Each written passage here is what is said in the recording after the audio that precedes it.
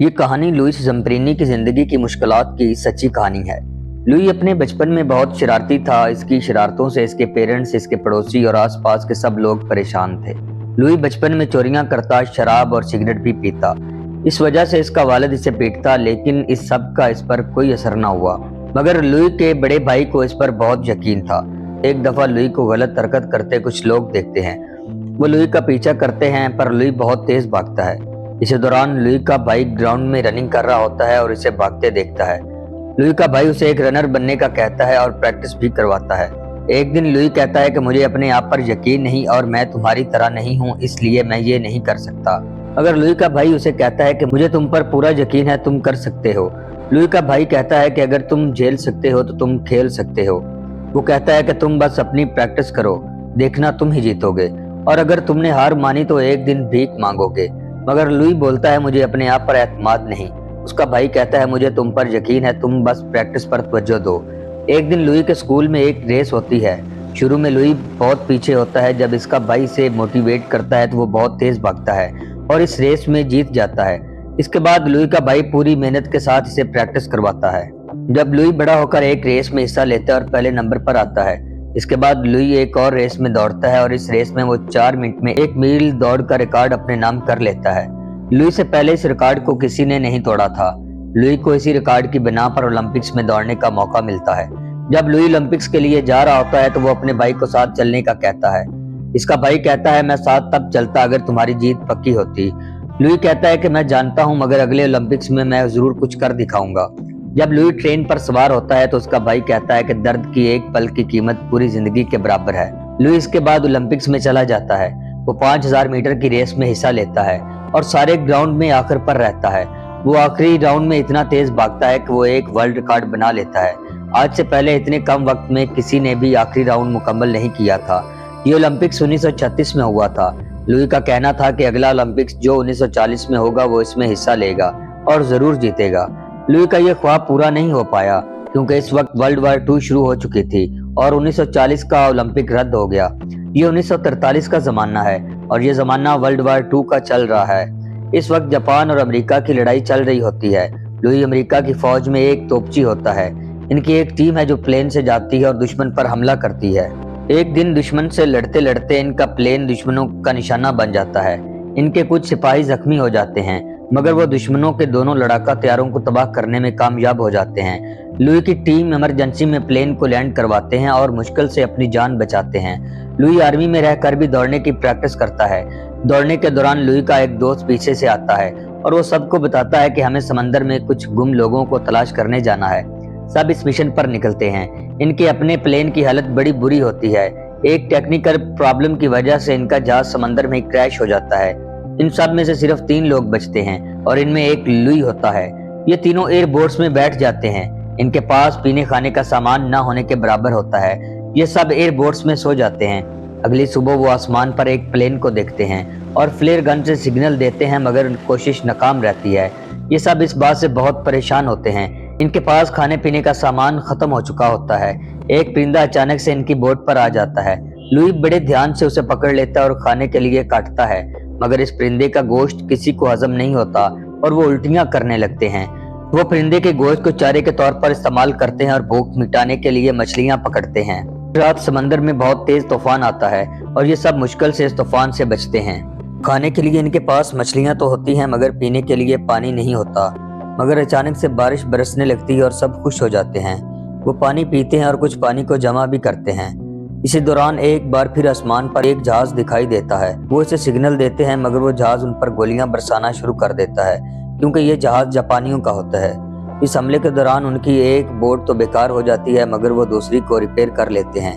अब इन्हें इस एक बोट में ही गुजारा करना होता है और ये इन तीनों के लिए एक मुश्किल के सिवा कुछ ना था।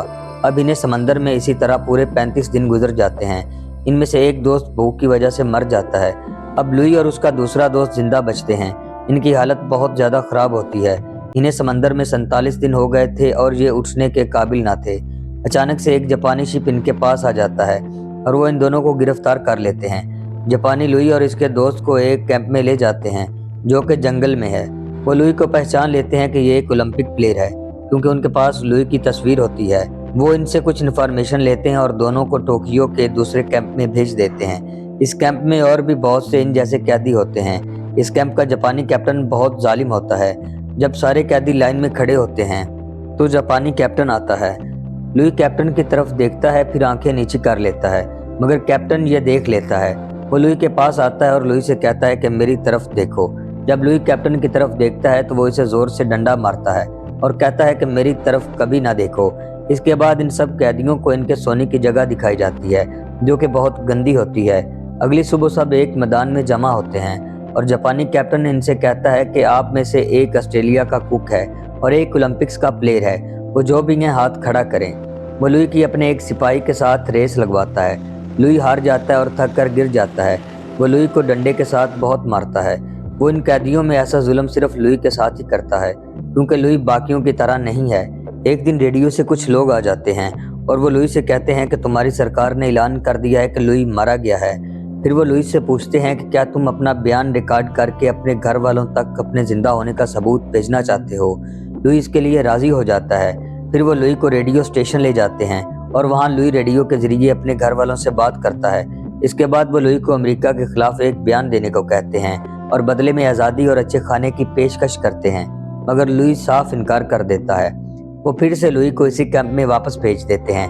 कैप्टन लुई के इनकार की वजह से उसके हाथ पीछे बंधवा देता है और सारे कैदियों से बारी बारी लुई के मुंह पर एक एक मुक्का मारने को कहता है। इतने मुक्के खाकर लुई की हालत बहुत ज्यादा खराब हो जाती है। एक दिन इन कैदियों के लिए एक खुशी की खबर आती है कि इनके कैंप का जालिम कैप्टन प्रमोशन की वजह से यहाँ से जा रहा है। एक दिन अचानक इनके कैंप पर हमला होता है और सारा कैंप तबाह हो जाता है, मगर इस कैंप के कैदियों को एक दूसरे कैदी कैंप में शिफ्ट कर दिया जाता है। ये सब एक लाइन में खड़े होते हैं तो उस कैंप का कैप्टन आ जाता है। लुई की जैसे ही उस पर नजर पड़ती है तो वो चकरा कर गिरने लगता है, क्योंकि ये वही कैप्टन होता है जो पहले कैंप में इन सब कैदियों पर जुल्म करता है। जब कैप्टन लुई के पास आता है तो वो इससे कहता है कि तुम मेरी आंखों में क्यों नहीं देखते, मगर लुई सर नीचे किए खड़ा रहता है। कैप्टन फिर भी उसके सर में एक डंडा मारता है। अगले दिन सब कैदी काम पर लग जाते हैं। यहाँ इनका काम नाव से कोयला उतारना होता है, जो कि इन कमजोर कैदियों के लिए बहुत ही मुश्किल काम होता है। एक दिन काम के दौरान लुई बहुत थक जाता है और जरा सा रुक जाता है, लेकिन एक सिपाही लुई को देख लेता है और वो इसे कैप्टन के पास ले आता है और सारी बात बताता है। वहाँ बहुत सी भारी लकड़ियाँ पड़ी होती हैं। कैप्टन लुई को एक लकड़ी उठाने को कहता है। लुई बड़ी ही मुश्किल से लकड़ी को हाथों पर उठाता है, मगर कैप्टन उसे सर के ऊपर उठाने को कहता है। लुई बड़ी कोशिशों के बाद आखिर लकड़ी को सर के ऊपर उठा लेता है। कैप्टन सिपाही से कहता है कि अगर ये लकड़ी गिराए तो इसे गोली मार देना। लुई लकड़ी को सर के ऊपर तो उठा लेता है, मगर थकन की वजह से लकड़ी आहिस्ता आहिस्ता उसके सर से नीचे आ जाती है। अब सब लोग काम छोड़कर लुई की तरफ देखने लगते हैं। लुई बहुत थक चुका होता है, उसके सांस चल रही होती है। लुई अपना पूरा जोर लगाकर लकड़ी को फिर से सर के ऊपर उठा लेता है और कैप्टन की नज़रों में नजरें डालता है। कैप्टन उसे कहता है कि मेरी तरफ मत देखो, मगर लुई उसी की तरफ देखता है। कैप्टन लुई की तरफ भागता है और उसे बहुत ज्यादा मारता है, यहाँ तक कि कैप्टन खुद भी थक जाता है। लुई में अब इतनी ताकत नहीं बचती कि वो खड़ा ही हो जाए, इसलिए वो सारी रात वहीं पड़ा रहता है। एक दिन सारे कैदियों को एक साथ जमा किया जाता है और इन्हें बताया जाता है कि जंग खत्म होने वाली है, आप सब नदी में नहा लें। मगर इस बात का किसी को यकीन नहीं होता। वो सब जब नदी में उतरते हैं तो अचानक से आसमान पर जहाज को देखते हैं। ये जहाज इन्हीं के मुल्क का होता है। ये देखकर सब खुश हो जाते हैं और इन्हें इस बात का यकीन आ जाता है कि जंग खत्म हो चुकी है। ऊपर जहाज से इन सब के लिए खाने पीने का सामान और पहनने के लिए कपड़े फेंके जाते हैं। सब खाने पीने में मसरूफ होते हैं, मगर लुई जापानी कैप्टन के कमरे में जाता है। कैप्टन कमरे में नहीं होता, मगर उसका डंडा वहीं पड़ा होता है। इसके बाद सब अपने मुल्क में वापस आ जाते हैं। लुई जैसे ही जहाज से उतरता है तो वो सबसे पहले अपने मुल्क की जमीन को चूमता है।